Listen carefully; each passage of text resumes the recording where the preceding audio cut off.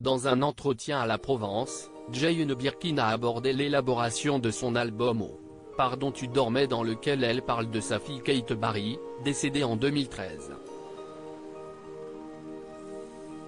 Une période difficile qui lui a inspiré deux chansons.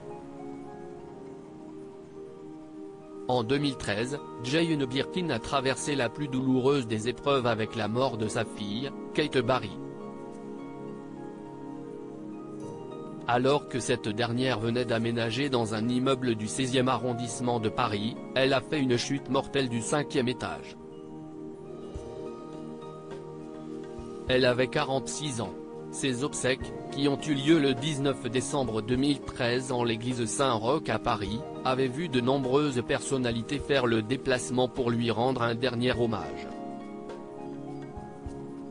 Elle repose au cimetière du Montparnasse, non loin de la sépulture de Serge Gainsbourg. Un album élaboré en pleine période de deuil, actuellement en tournée dans toute la France pour présenter son 14e album Oh, pardon tu dormais, Jane Birkin s'est confiée dans un entretien à la Provence ce samedi 21 janvier. Elle y a abordé la disparition de sa fille, un moment difficile qu'elle évoque aussi dans son opus sorti en 2020. D'ailleurs, c'est cette épreuve qui lui a permis de coucher des mots sur le papier et d'écrire deux chansons. On a commencé par les chansons les plus dures que j'avais écrites dans mon agenda quand j'étais à Lyon et que j'étais extrêmement abattue à cause de la mort de Kate, a-t-elle tout d'abord expliqué. Cet objet anodin qui a tout déclenché. Et de poursuivre, j'étais passé par une pharmacie où il y avait une petite trousse avec tout ce qu'il faut pour les ongles des pieds.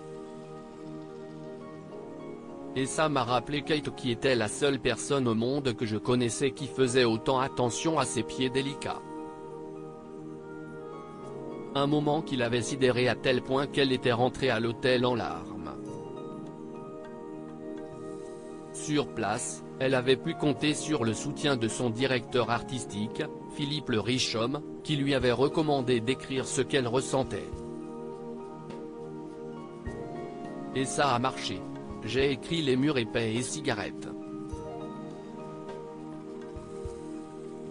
Étienne Dao, qui a réalisé l'album avec elle, note de la rédaction, qui a trouvé le titre pour Les murs épais. Il comprenait tout à fait l'horreur que c'était d'aller au cimetière et d'imaginer ce qui se passe au-dessous, a-t-elle confié. À lire aussi, Jane Birkin se confie avec émotion sur la disparition tragique de sa fille Kate.